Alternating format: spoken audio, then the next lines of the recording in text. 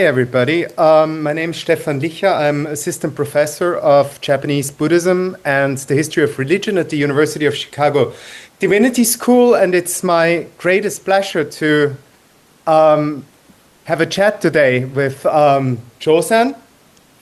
And I hope we can keep you reasonably entertained for the next 45 minutes. But in order to start things off, I was just hoping, Chozen, could you tell us a little bit how you kind of became involved with Zen practice in the first place, and just kind of talk us through practically how does one become a Zen master? Okay. So how I got interested in Zen is that I was married to a new professor at a new university, UC San Diego, and he was experiencing a lot of tension, like publisher parish pressure, and so he was beginning to get headaches and stomach aches.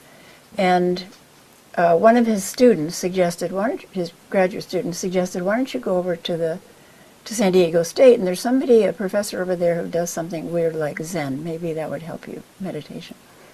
So we went, but I happened to be an intern at the time, and I had 2 children, so I wasn't getting much sleep. And I fell asleep under the coffee table while my husband was getting meditation instructions.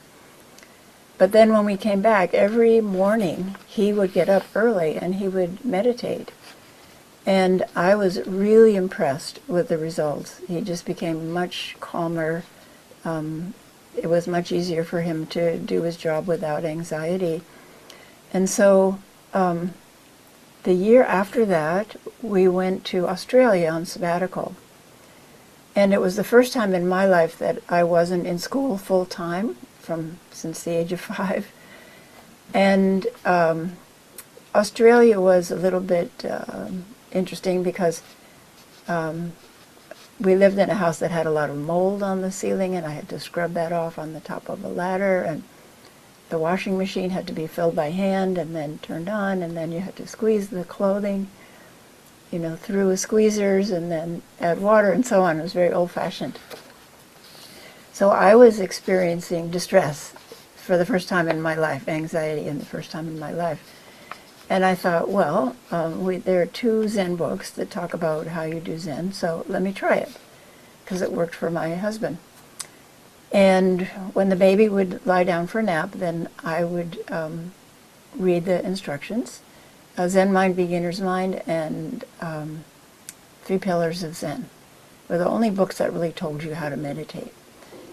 And when I began meditating, I realized, oh, I know this. I know this from when I was a child. This is extremely familiar to me. And what I'm referring to is when I was a child, I used to go out in the winter with my snowsuit on and a mitten and have birdseed in my hand, and I would try to get the birds to come eat out of my hand. And to do that, I knew I had to withdraw my personality and sit there like a tree. And I would go into the forest, and I wanted the rabbits and the deer to come out, so I would pretend to be a stone.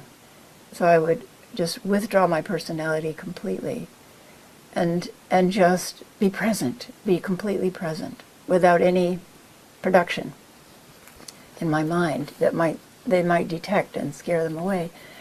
And it was very peaceful for me when I was a child. So I realized, oh, this is what I was doing when I was a child. And so then we moved back from Australia, and the book said you need to find a teacher. So we found a teacher, Maizumi Roshi, who was in Los Angeles. Then we started commuting back and forth to receive his teachings and do a retreat. And then we finally moved to the Zen Center in Los Angeles, where we lived for 8 years. And then that's where I studied koans and received transmission, which means permission to teach. And then we moved to Oregon, where I live now. All right. I mean, that's kind of a cool story because, I mean, as I'm sure you're aware of, the Buddha himself, right? I mean, when he first hit the meditation thing, he like remembered that from his childhood when he was like sitting there looking at his father tilling the soil. And there is this one kind of description of the Buddha meditating under the tree that I think you find it in various sources, but that always kind of stays with me, which is that, the birds were starting to build nests in his hair while he was sitting there meditating. So that what you just told me just kind of reminded me of that story. But as you know, or as we all know, I mean, the Buddha went off to become a celibate ascetic, a monastic. He founded a monastic order, whereas you said you were married, you were an intern, you had a job, you had kids.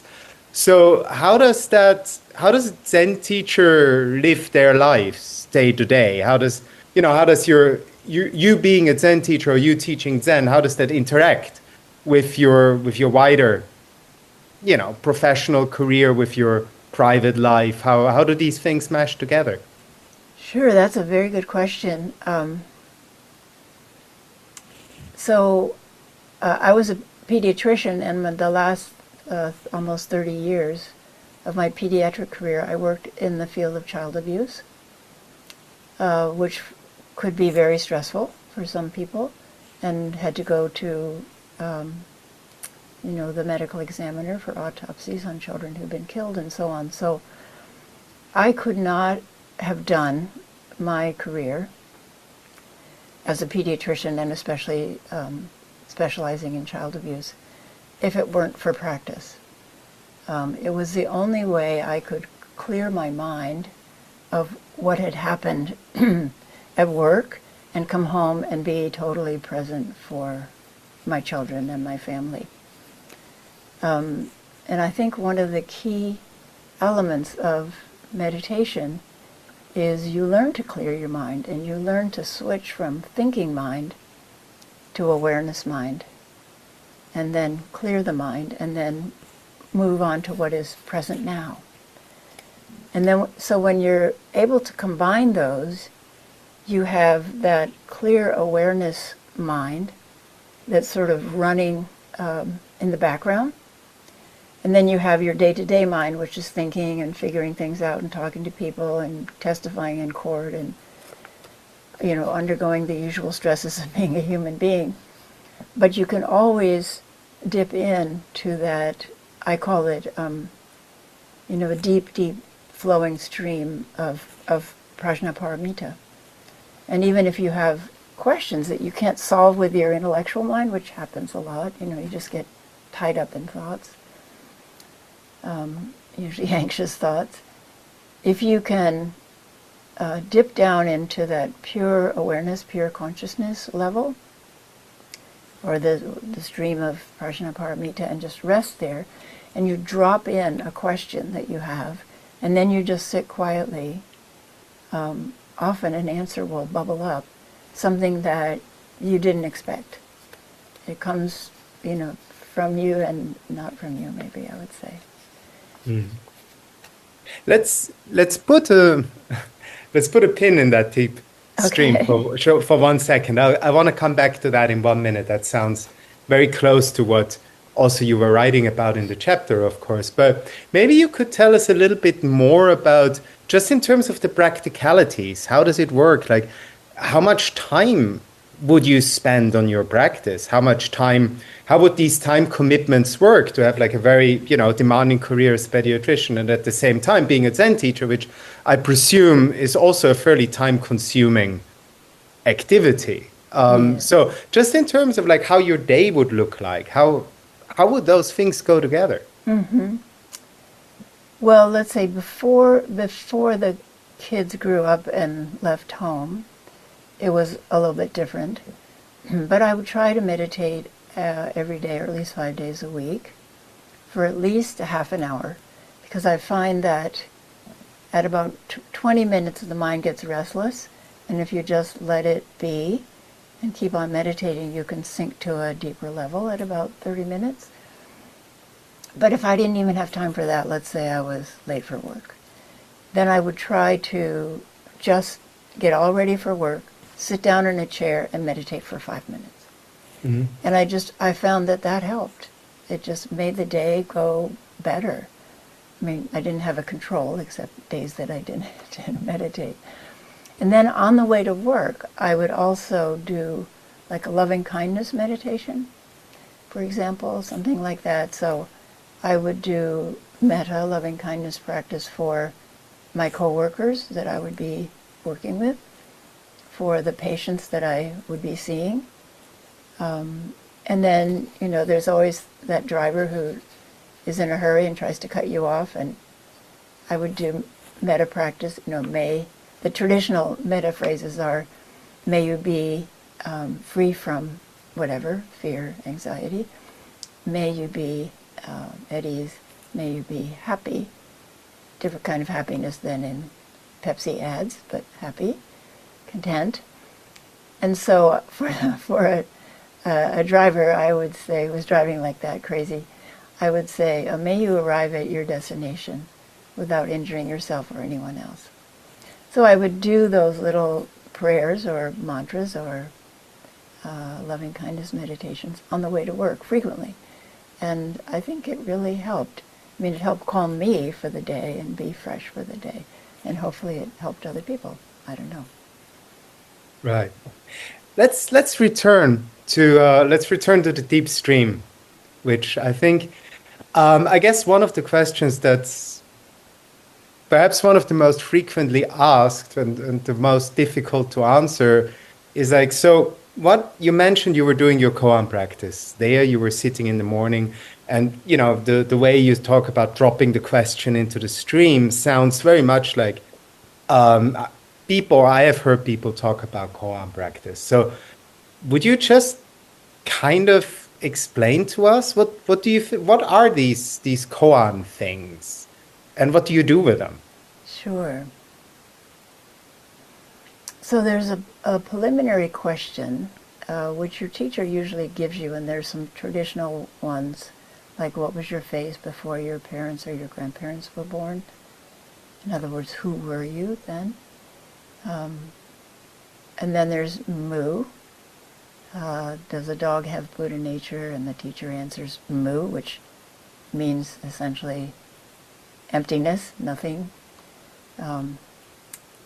But I actually didn't begin with that. I began, because I had read some of the koans.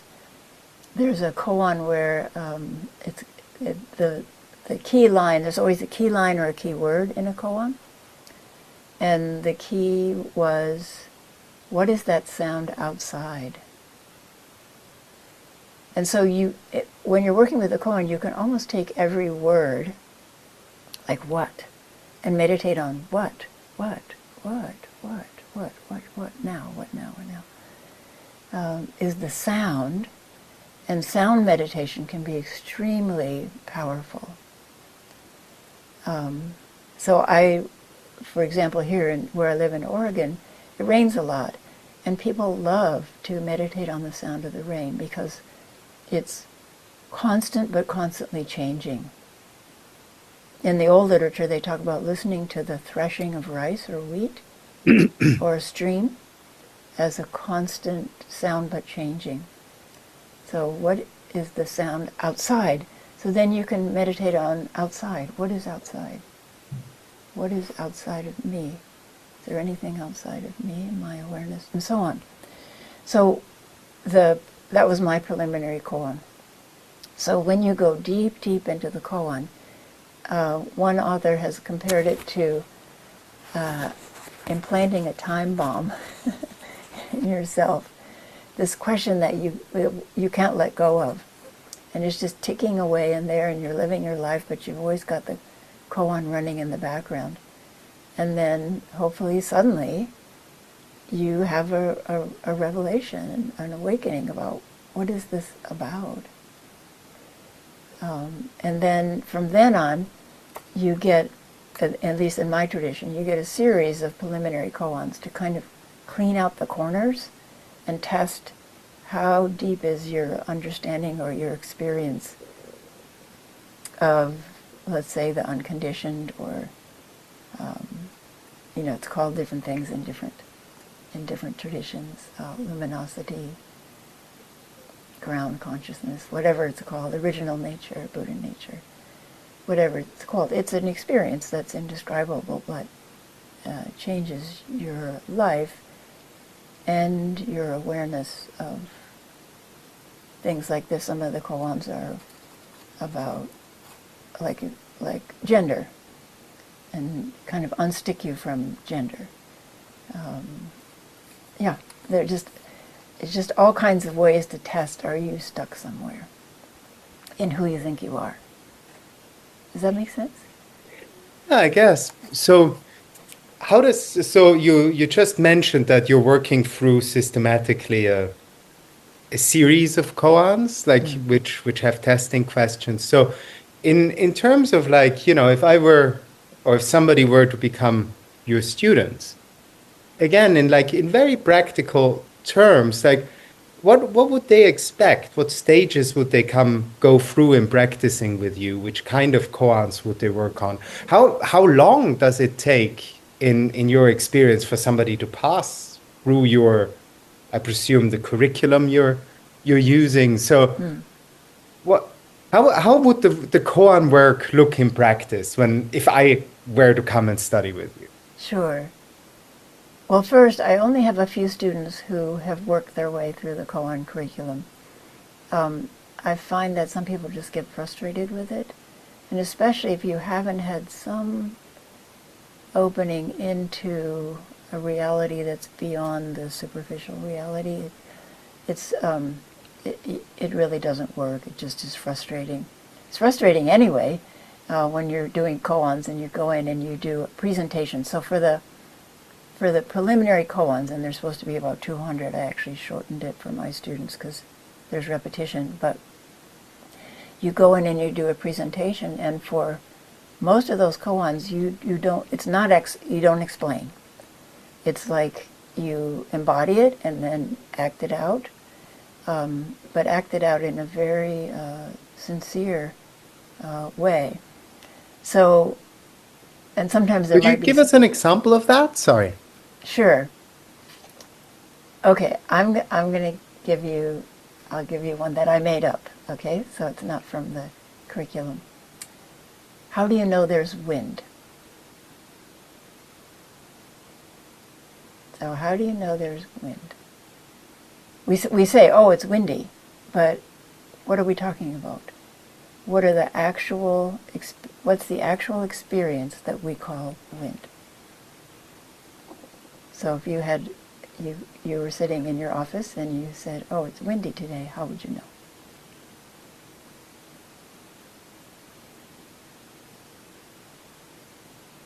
Sorry, you're asking me? I'm asking you. Well, I would say it's obvious. There is wind, right? I mean, there's nothing more to say. But wind is a word, but what would be your personal experience that would translate into, oh, it's windy today? I would say that that's a wrong way of thinking about it, because I don't need to tell you. You know what wind is. I know what wind is. If you say it's windy, I can say I agree. So I don't actually need to, communicate an experience to you. The word is enough. So if you walked outside and you said, whoa, it's windy, what is your experience that you call windy outside? What's happening to you? What are your senses saying, putting together and calling They it? feel wind. So you feel it. So there's touch sensations. So there's maybe touch on your face and your hair is ruffling. So that's touch sensations. Then there's maybe a sound. Right? We're sitting and we go, whoa, gosh, the wind is really blowing. And then there's... But none of that is wind, right? Well, hold on. Then we might look out the window, and even though we can't hear anything, we see trees moving. So that's visual. And temperature. Sometimes we say it's windy, there's wind or there's a breeze because it's cool on our face. So we put together motion, we see motion. We feel temperature changes. We feel a kind of touch on our skin, and we hear something. And we put that all together and we call it wind. And that's exactly how the constructed personality is developed. We put together all kinds of, when I was a baby I did this, and I'm talented in music, and I'm not athletic, and we put together all kinds of sensory phenomenon, and we say, oh, that's myself, that's me. Like right now I can feel strong touch sensations under my bottom, and light touch sensations up here, and those light touch sensations I call my hair. But they're really just sensations. And if I were blind, there would be nothing to see in the mirror. It would just be, I would just call this sensation, I'm touching my hair. So koans work like that. They kind of take apart our reality and reassemble it in different ways. So, but what you just described, sorry, I'm intrigued about that, right? I mean, that pretty much sounds very similar to, say, for example, traditional descriptions of satipatthana, of aware, like mindful, what very badly is translated as mindfulness, right? So what's the additional bang for my buck I get for doing koan? Well, you kind of take apart yourself and reassemble it and don't take it as seriously as you did before. But I don't need the koan for that, right? I mean, I could just do satipatthana. Well, I mean, all of these traditions are linked. I happen to love satipatthana, and I do listening meditation a lot. A lot. So why the artificiality of the koan? Why do I have to put up with all this kind of mystifying stuff if I could just go out and feel the wind? Sure. If you could really do that, then you'd be awakened. But, it's words that confuse us all the time. It's words and the concepts that we attach to the words that make us confused. And we don't, because we now talk all the time and think all of the time, we are so easily confused. And we live in little boxes instead of living out in nature like we did for 200,000 years maybe. And so when we can take apart our experience and see the experience or have the experience in the context of something bigger, whatever we call it, it's a very different way of living. We don't take ourselves very seriously after that, because we're just an assembly of sensations, and thoughts are sensations too. So, the 4 foundations of mindfulness, I love that meditation. So there's body as body, feeling tone, not emotions. And then there's mind ground and mind objects. So thoughts are mind objects, because thoughts have the quality of sound and even touch, like a heavy thought, a light thought. And sometimes our thoughts even are visual, so they can have a sight quality to them. So it's very helpful when people can meditate with a clear, open mind. And these days with computers, you can say, like, have a vast screen, have a screen that's infinite, a computer screen that's infinite and is light blue, like the sky. And then you watch a thought come along, like, okay. And then you just watch it, and eventually, if don't pursue it, it goes away. Or you watch a touch sensation come through, or a sound of the rain come through. So that is, we spend so little time in pure awareness.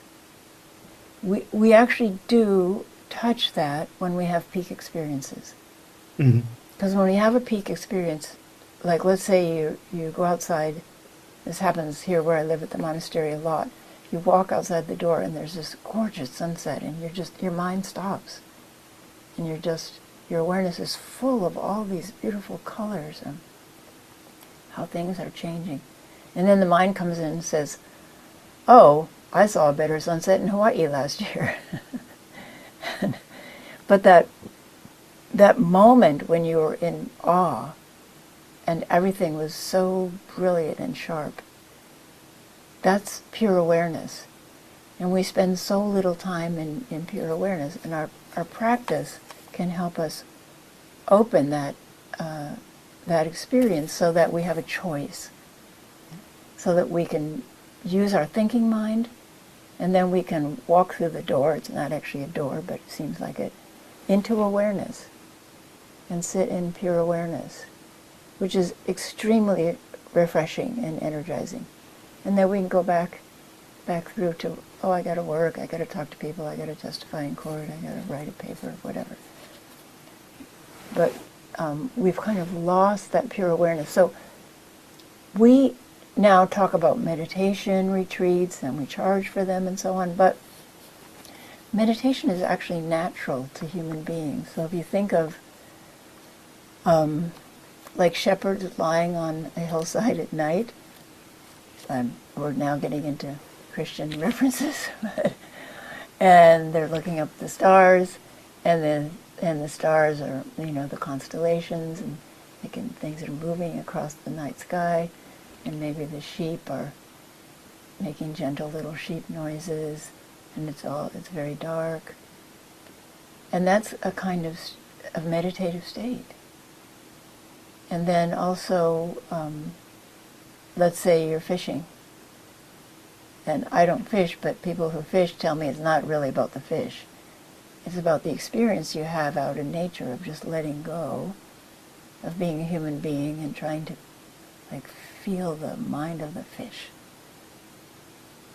Well, I'm sure the fish would be happy if you could do it without actually killing it. Yes. But apart from that, so you mentioned this idea that, the meditative state is natural to us, which kind of links in, and you've also, so that brings me to two kind of related questions I would have here. So the question number one is, if this state is natural to us, what is the role of you as a teacher? Because it seems to be you're going to extraordinary lengths to restore somebody to something that should be natural to them.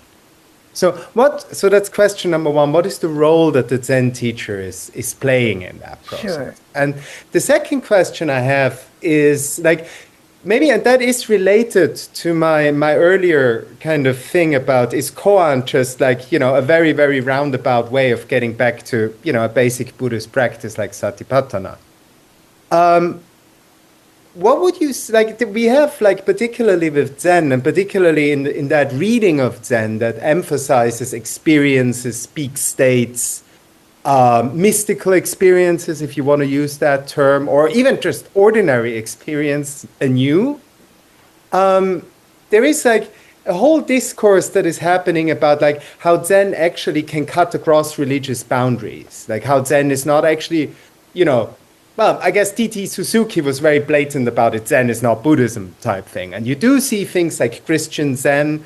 You do see non-denominational forms of Zen. So what's your way? What's your thinking on that? Is there an aspect to this Zen thing that transcends the Buddhist thing? Is there such a possibility of Christian Zen? So sorry, I just kind of brought two questions together here that kind Sure. of stemmed for me from this talk about naturalness of meditation. So just as number one, what is the role of the teacher in that whole thing? And secondly, if it is natural to human beings, what is the relationship of what you could call Zen to these kind of, shall we say, more formalized religious traditions like Buddhism, Christianity, and so on? Sure. So in Japanese, the word for teacher is sensei. And as you know, because you're good in Japanese, it means one who walks before. So we're just guides. It's like if you're going to climb a mountain, and you've never climbed it before, and you would maybe hire a guide who's been up and down a bunch of times and can tell you, okay, this is a good route, and no, you've wandered off. It's a kind of dangerous over there, and oh, this is a dead end, so let's back up and keep going on this path. So the same is for a Zen teacher. We just try to help people along the way, and there's a kind of prejudice that can get in the way of, oh, I did it this way and you should do it that way. Everybody's different, so the tricky part of being a Zen teacher is, or a Chan teacher, like Koku is how do you guide people who aren't you and who might get stuck in different ways or encounter difficulties like trauma from childhood that you didn't experience. But it's very, very rewarding when people can drop suffering. I mean, this is all about suffering, unnecessary suffering. And when they can let that go and find more happiness and ease and joy in their life, it's so rewarding. I always say to people, what is the thing that keeps you teaching? What is the thing that is so gratifying when you're a teacher? And if people answer, seeing a student puzzled and distressed because they just don't get it, like say geometry, and then you help them, and then suddenly the light goes on in their eyes and their face, and they realize they weren't dumb at all, they just needed some help. And that to me is a true teacher, who loves that experience of, oh, now they get it, and they're more competent in the world, and they're happier with themselves. So to me, that's the role of the teacher. Then you asked about other religions. What I've found in meeting people from other religions, and I was raised Christian, liberal, but we went to church every Sunday and Sunday school and so on, sang in the choir. We have more in common, I would say, with the mystical traditions, regardless of whether they're Christian or Muslim. We're on that edge of the spectrum of religious experiences. I once heard a nun say that every morning, the Catholic nun, every morning she would spend a half an hour telling God about things that she wanted help with. And then she would clear her mind and just sit quietly. Because, she said, God can't call in when the line is busy.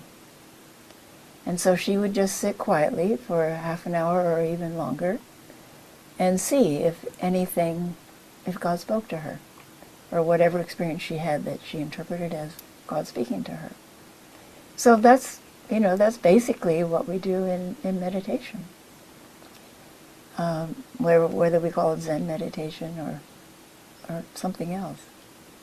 Also, koans aren't restricted to, the traditional set of koans in some of the books. So I had somebody come to a retreat who was Christian. She said, maybe I made a mistake coming to this because I'm really Christian, I'm not Buddhist, and I don't know what this koan stuff is about. And I said, well, do you have a burning question that's related to religion, your religion? And she said, yes. She said, why is it that a loving God allows so much suffering in the world? And I said, great, that's your koan. And that she worked on that, and she had some insights during the course of a 5-day retreat by just sitting with that question over and over and over again, holding it. I don't know. Did God speak to her? I don't know. That kind of brings me on to another thing. Considering this, shall we say, what you called the kind of being on the mystical end of the spectrum, right? So if we look at like how, we know koan practice has been done in the past in Japan, we know that it has been like very formalized, very ritualized. Like, for example, until the, pretty much early 20th century and bit afterwards, basically, most of the interaction a student would have with their teacher would be purely scripted. It would be about acting out certain, set phrases and dialogues in the interview room and so on and so forth. So there was obviously like a transformation from that to what you are describing. So I'm wondering if you could give me some reflections on if what is it, or what do you think, what is it that makes this practice in America unique? Like what makes American Koan Zen or American Zen unique? Or Western Zen, I don't know if you want to use that slightly silly term, the West, right? As opposed to say, for example, what's happening in Japan, or even as opposed to like what you learned from your teacher. How do you see the practice changing as it becomes more American? Yes, well, unfortunately, things that exist for a long time often become loaded down with bureaucracy and tradition. And there is a book, actually, of answers to some of the koans, and we were told not to read it. We actually have it in our library here, but I remember looking at it thinking, because they were the pat answers, I thought, this is not what koan study is about. Because people can come in with very fresh answers, nothing that's in the tradition, and you go, wow, they really did see this. What was I going to say about that? Yeah, so there are traditional answers, but we don't. That's not required. I'll give you an example. What you're watching, what you're looking for, if you're working on a koan with a student, is, can they put themselves aside? And that means the whole of themselves, their gender, their life experience, their prejudices, their beliefs, and so on. Can they put it aside and just live the koan? And how deep into it can they go? So, for example, let's see, what koan can I use? Oh, I know. Excuse me. Some of our students said, I want to work on koans. So we did a koan retreat where everybody worked on the same koan. And the koan that we gave everyone to start with was a traditional koan, which is hide yourself in a pillar. Hide yourself in a pillar. And so they had to figure out how to embody that. And they would come in, and it's not like you're spending time chatting with your teacher. You come in, you present the koan as without any words. And so the experience of the teacher is, okay, that's 85% you and 15% pillar. And then you ring your bell and out they go. And that's a big hint, actually. Big hint, which you usually don't get when you're doing traditional koan study. You have to let go and embody the koan. So people could be stuck on that for days. And then we'd move them on to another koan, like the wind in the bamboo or something. Or there's an old one about a cypress tree in the garden. And a lot of people at the end said, that was really frustrating. And I guess I don't want to do koans. So as I mentioned earlier, it really takes the experience of having transcended, I am a little person alone in the world with this history, and I'm suffering. And that you have to have stepped beyond that into something, an experience that's infinitely bigger and actually joyous. And then the koans become fun, although frustrating, because if you get wrung out, we call it wrung out, or if you make a presentation and the teacher laughs and then rings you out, it can be very frustrating. You can go back to your cushion like, I know I understood that koan. I know that was a good presentation. And then you calm down and you go deeper into the koan and then you go back. I don't know if that's helpful for you, but that's the experience of koan study. So what you would say is, in a sense, if I get you right, is that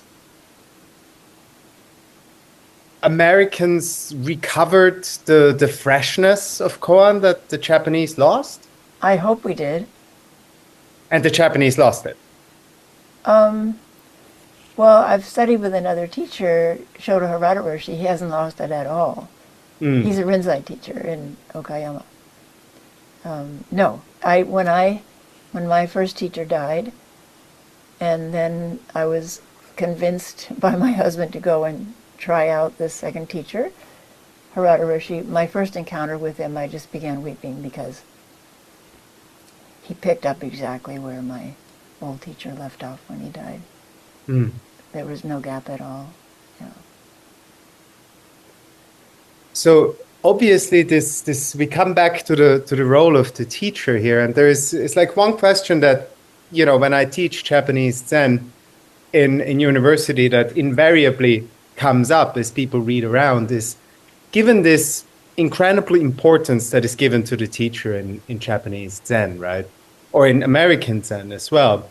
And at the same time, it's like when you look at the history of Zen in America, it's been basically a disaster zone of teachers misbehaving. So I guess one of the questions that it comes up for me, but it also comes up for my students very often, is like, if you look at these people and you see like horrible, horrible behaviors, it's like, doesn't that shake your faith in the practice? Well, if you believed that your teacher was a supernatural being, yes, it would shake your faith. And and even if you saw their human side, which hopefully they revealed, it shouldn't be disguised, it can be disappointing.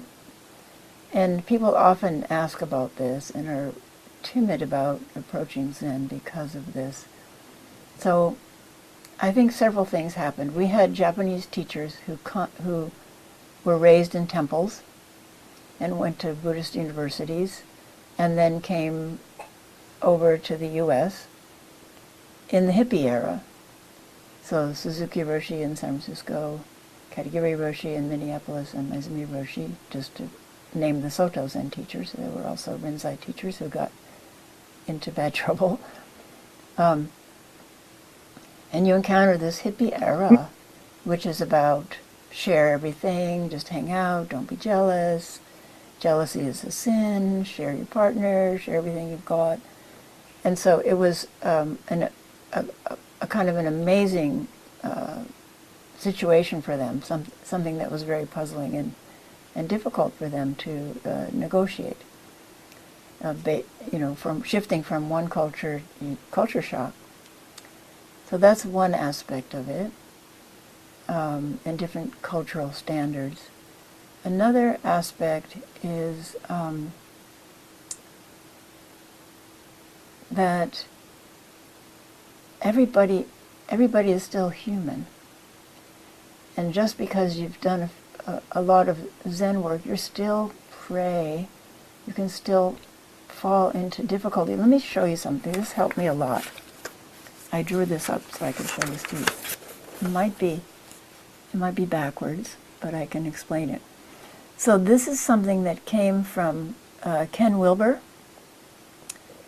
who's a thoughtful person and has written on Buddhist practice.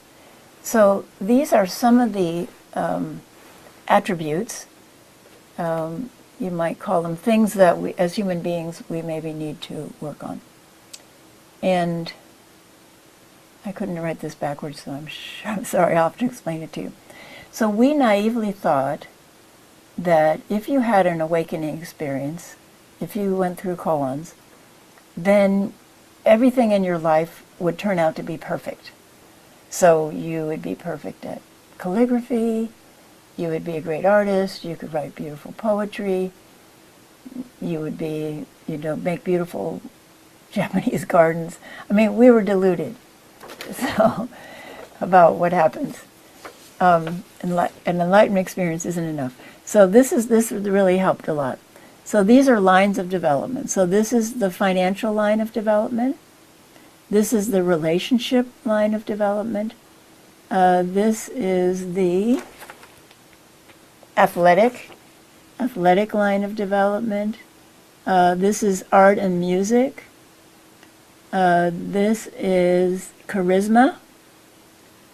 This is eloquence, like preaching ability. And this is precepts, or ethics. So we naively thought, okay, we have an opening experience, all of these will be taken care of. But that's not true at all. So I'm not a great athlete, even though I've had some openings. And Maizumi Raji wasn't a great athlete. He liked to shove rocks around in gardens, but he wasn't an athlete. And so let's say you get a teacher who's weak on the financial end and maybe, dips into the petty cash drawer and doesn't pay it back. Or is dishonest with dealing with money, takes money and borrows money and doesn't pay it back.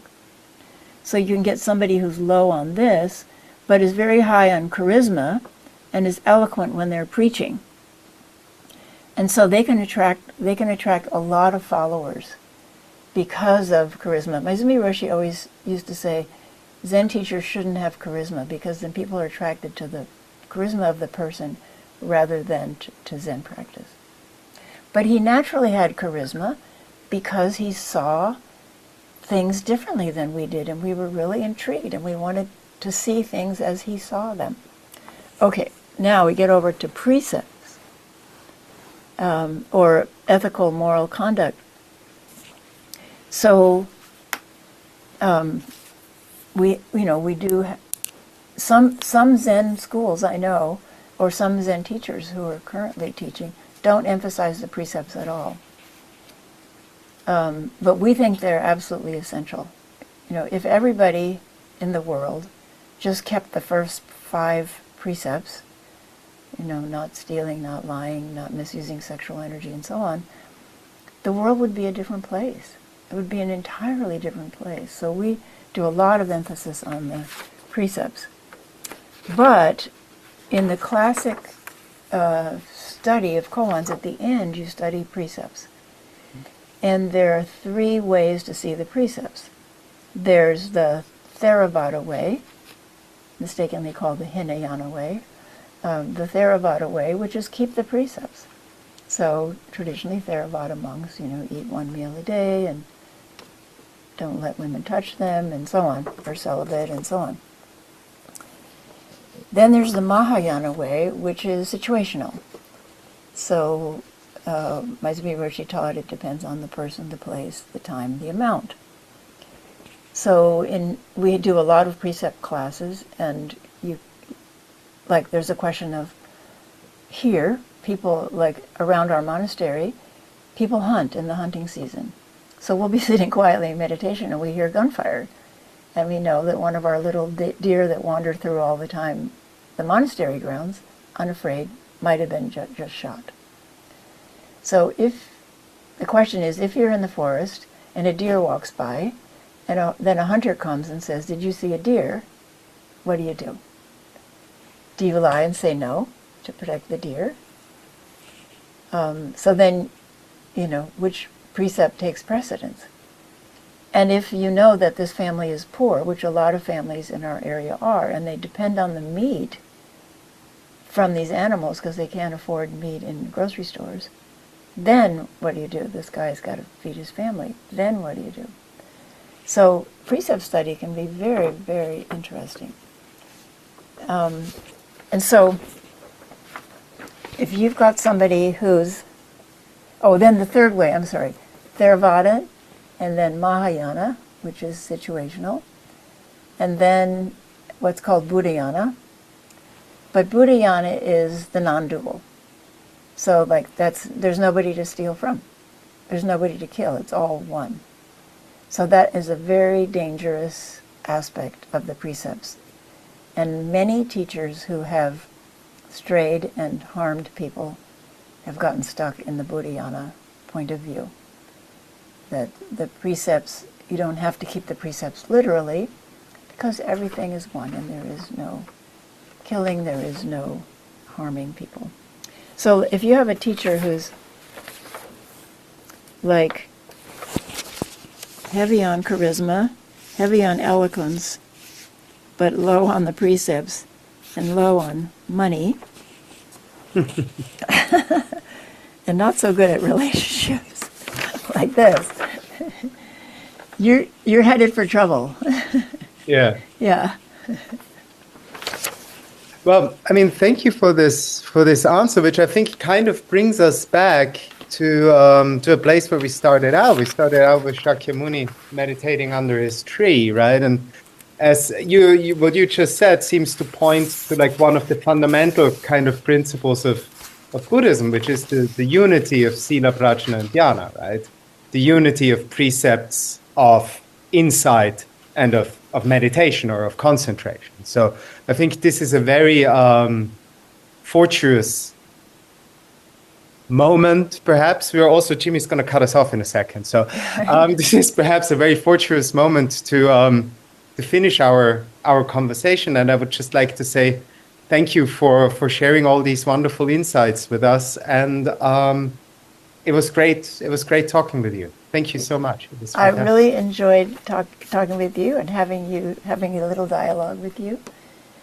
I should also mention in terms of ethics that we have in our lineage, the White Plum lineage, a course called Healthy Boundaries for Buddhist Teachers, and we've had people from all different traditions take the course, where we really emphasize the precepts, keeping the precepts, and taking good care of your students. And yourself, because if teachers don't take good care of themselves, then they're more likely to err.